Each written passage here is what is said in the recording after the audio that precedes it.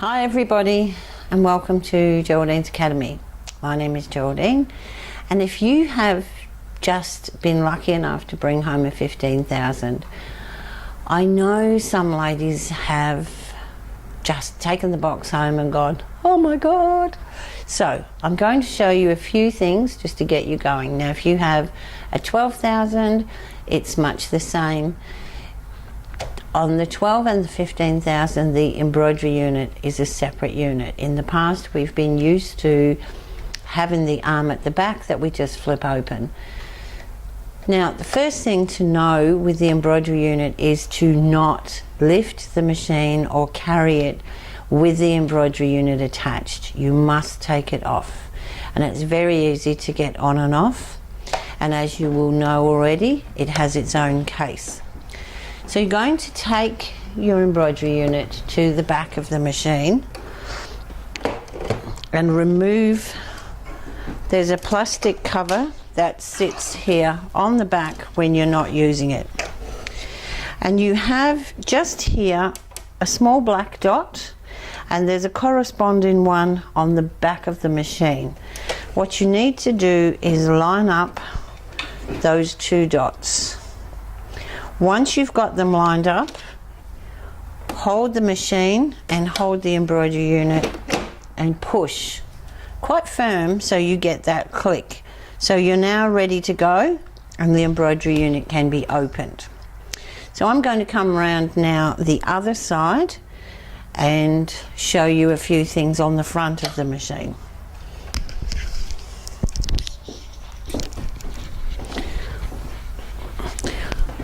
Also, your machine should not be turned on when you attach and remove your embroidery unit. There's a small black button around here on the side. So when you want to release the embroidery unit, you're going to push this button, grab the other end and push, and now the embroidery unit is disengaged. Line up your dots again and push, and everything is now connected again. So now I'm going to turn the machine on. I might just pause for a moment and push it back where it normally is, and then I'll talk to you about some threading and some things, hoops and things like that. Back in a moment. Okay, so here we are at the front of the machine. Now I'm going to first of all talk to you about the needle plate. So you actually get two needle plates with your machine. One just has small holes in the front here where the needle goes down, and the other one has a 9mm opening. Now this could also be called a straight stitch plate because you can put this on and the machine will know which plate is on. It has a built-in sensor. So this one you can use for doing embroidery or not. You don't have to change it. You can leave it.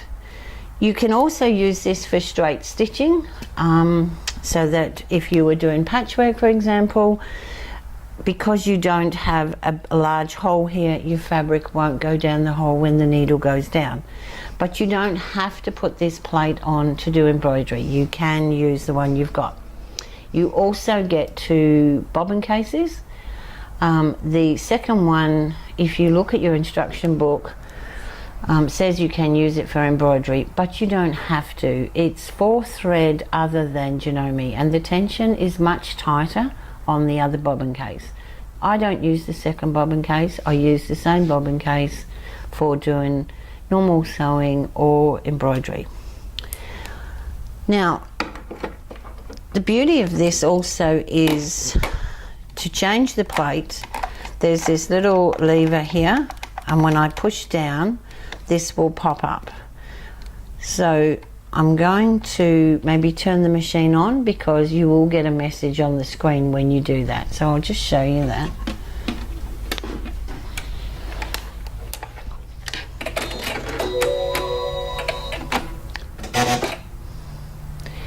And it comes up in normal sewing mode. Now when I push this lever, the plate will pop up and the warning message comes up to tell us that the plate is not in position. So we can just lift this plate off like this and we can put the other plate on. Now, as I said, you don't have to. I don't always. So for this exercise, I'm not going to. I'm going to put the other one back on. Now, if you look at your case, your other plate has a special spot with the two little prongs stick out this side and it's face down. So I'm just going to put that back. Probably should change my bobbin. And put this on. Now when you look at the plate, you've got these two little prongs here and you've got a little circular, two circles right here. So what you're going to do is put the prongs in first. So I'm going to lift the foot, put the prongs in and just lay the foot like so. Where the circle is, put your finger down and push. And it says make sure it's properly attached, which it is, and that message now can go away. So to go into embroidery, I need to open the arm. Now you can go in and play with some designs and do some editing without the arm open, but you can't stitch until the arm is open, and it will only let you do, a few things. So I'm going to put the case back. I'm just going to open the arm on the side. Now there's a little lever that we push down on the end of the embroidery unit, and then the arm is open and locked into position. Next thing, we need to let the machine know that we're ready to go to embroidery. So on the screen here we have the home screen, which always brings us back. When you get stuck, where do you go? Home. So if I touch this now, it's going to ask me what do I want to do, and I don't want any of those things. So I'm going to toggle to embroidery, which is the picture of the two machines, and press that. And it says switch to embroidery mode. Make sure the foot is properly attached. Keep your hands clear because the carriage will move. So what will happen now is this back section will move to the left. So I'm going to say okay.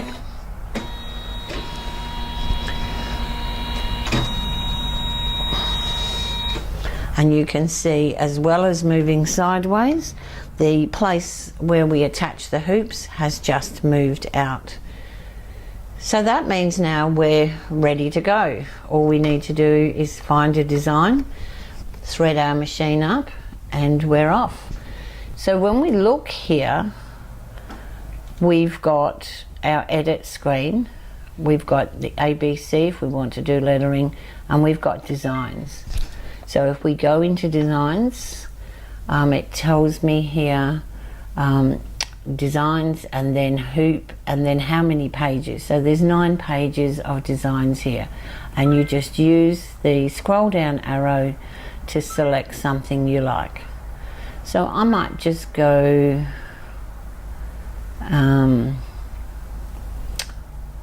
maybe I'll just choose this guy. So I can see the design in the background and it says keep hands clear, the hoop is going to move into position, and I say okay. So it moved just a tiny bit. It tells me what hoop the design is going to fit into, and I can say okay. And there's the design. Now if I decided I really don't want that design, I can go back home, back to edit, and X out. And it says unsaved designs will be erased. That's erased off of this screen. It's not erased off your machine. So if I say okay, I'm now back to my home screen. So I'm going to go back in there again and choose something with 2 colors. I'll choose number 26. And again, it's telling me the hoop size. And it has 4 colors. So at this point now I need to get my fabric ready, get my threads ready, and we can stitch out this design. Firstly, I think I will wind the bobbin. Now if you look at the back of my machine here, I do have a thread stand, and this is not the thread stand that comes with the 15. This is one I had for my 11,000, and it actually sits on the arm at the back. I believe they're extra, that you can get them. If you don't have a thread stand and you want to use these bigger cones, you may need to get one that stands behind your machine, which you can pick up at any of the quilting shops or fabric stores usually. The other thing is, when you get a thread stand, you usually get one of these guides that you place in here, and this you can buy separately. It's got the little round base on it that just sits in there, and it's well worth the few dollars it costs, because it helps to guide the thread through the machine. And look, I wouldn't be without it. I think they're only a few dollars. They might be $4 or $5 or something like that. So I've got my thread at the back. Now I'm going to wind a bobbin, but I'm going to do embroidery, so I'm going to use bobbin fill. Bobbin fill is a white thread that is much finer than any of the other threads, and it does come in black or white, and for 99% of the time you'll just use the white one. So I buy it in a big cone. Now you do need to if you're not using a Janome thread, then you are going to make sure you get a good quality thread. A lot of issues are caused with not using the correct thread. So you should have got some bobbin fill with your machine when you purchased it. So use that and see how you won't have any issues with it, because it's a Janome thread. So I'm threading from the back, and we come down the front through channel 1, and then through 2 round this silver plate, so it looks like we're going to thread the machine. Now when I do that and I go through there and I pull the thread towards me, you get that click. Now you must get that click. There's a silver plate under here that is a tension holder for your thread, and if you're not getting the click, you may not be in there correctly. So to wind the bobbin, then we go back on itself over to the bobbin. Now I've come out of here, so I'm just going to put it back there. Going to take my tail over to the bobbin, and we have a thread cutter on the bobbin, so I'm just going to take the end of the thread and wind it around the bobbin a few times, and then just put it in there and pull hard, and it cuts the tail off. So now I can push this across. I've got my machine speed on slow, because you get a much nicer bobbin if you keep an even speed. Sorry, I hit the go button. Hit the go button for the bobbin and start winding. Now it tells us on the screen it's winding. Your little bobbin light will flash, and the little arm, when the bobbin gets full, will scoot back over to the right, and you can take your bobbin off. Now, as well as the little thread cutters on the spool, this over here is also a thread cutter. So when you take your bobbin off, you can just swing it past here and it will cut the thread for you.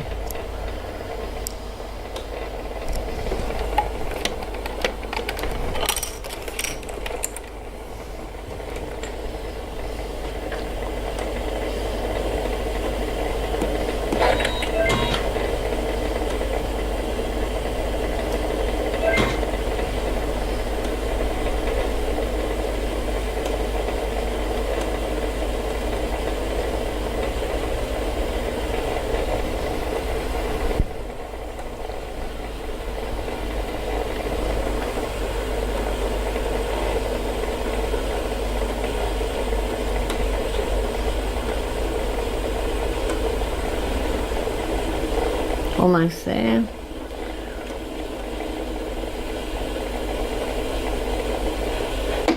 There we go. So it says bobbin's completed, so I'm just going to take it off, take it over the back here and cut my thread. Now as you take the bobbin off the machine, that's the same way it was sitting up there, you place it into the bobbin case. You bring it down to 6 o'clock and you come under this plate here, which is going to also guide it through here. So that's your tension in your bobbin. You can see it's gone to the inside of that metal piece on the inside there. We come up, over, back down to number 2 and cut. And we're good to go. Put the cover back. That's it.